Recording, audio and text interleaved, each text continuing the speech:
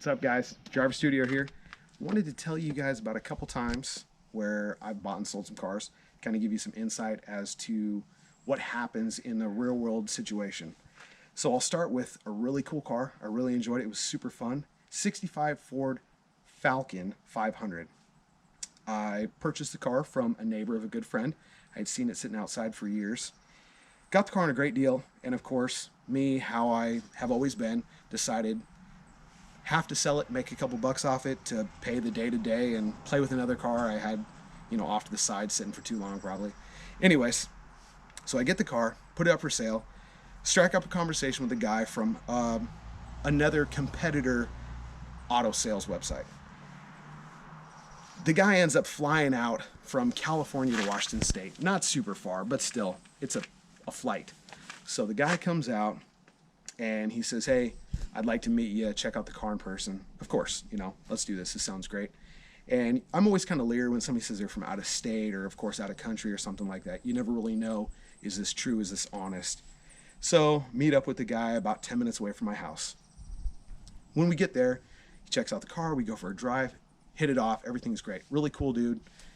We decide we're going to do the deal. We shake on it, proceed to fill out a bill of sale and get the title work out and show it to him, just so he understands everything's up and up on my end, everything's up and up on his end, and he pulls out his checkbook. And I said, "I'm so sorry. I can't take a check." And he looks at me bewildered, and he says, "You can't take a check?" And I said, "Yeah, this is a cash deal. I don't know you from anybody else, and you don't know me from anybody else. This is how you conduct business. It's cash." And so he says, "Well, I flew all the way out here, and I didn't bring cash because I took a flight and I don't know you, so I didn't want to come with cash." And I said, "Hey, I totally understand." Luckily, he ended up having a friend that lived nearby. He was able to spend the night. The next day, he was able to get money out of the ATM or the bank. I think it was a Sunday afternoon when we tried to do the deal. He stayed one extra day, got money out of the bank the next day. So we made the deal happen. It worked out. But that's one of those things you need to think about. You need to make sure that you know how people are going to pay for the vehicle. You need to let people understand this is what I'm willing to accept for the vehicle, monetary wise, things like that.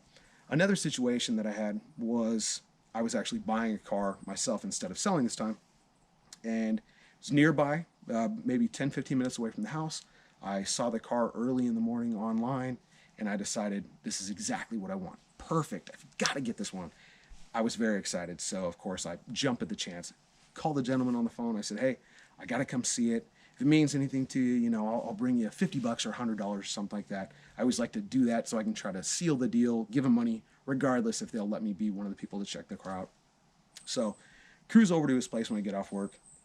Car's exactly what I've had envisioned in my brain of what I want. Drive the car, everything works great. I end up sealing the deal. I didn't offer him anything less because I thought the car was a good enough deal. I buy the car. Well, of course, this whole time I'm starry-eyed. So I end up getting the car back home. The car sits in the garage, which I'm out here on this beautiful night next to. See my old tires. Thanks, Worm, for a hookup on the slicks.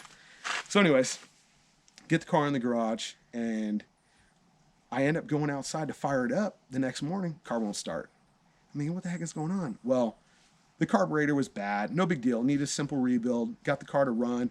Just every time you would start the car was just a bear to get going. You had to really work the pedal and get it to idle right. And every time you'd throw it in gear, it would shut off. Obviously, I'm a car guy.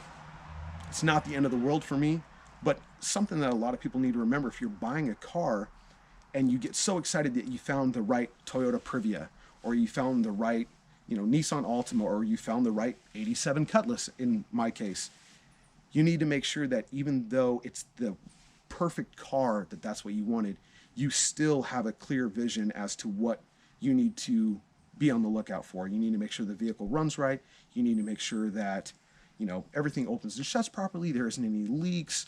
It doesn't have a weird smell. The tires aren't wearing funky in certain spots, those kinds of things. Because sometimes you do get so excited that you found the right vehicle that you forget to look at those things that when you were thinking before, okay, this is the kind of car I want.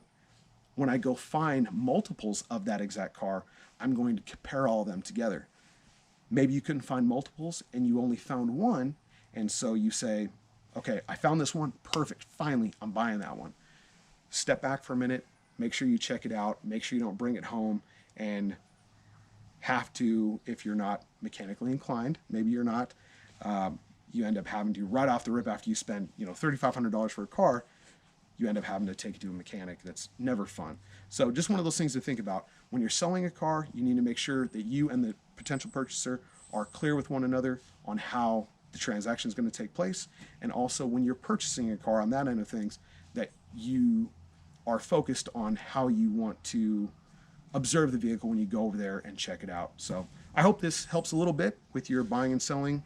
We'll catch you next time. Driver Studio. Later.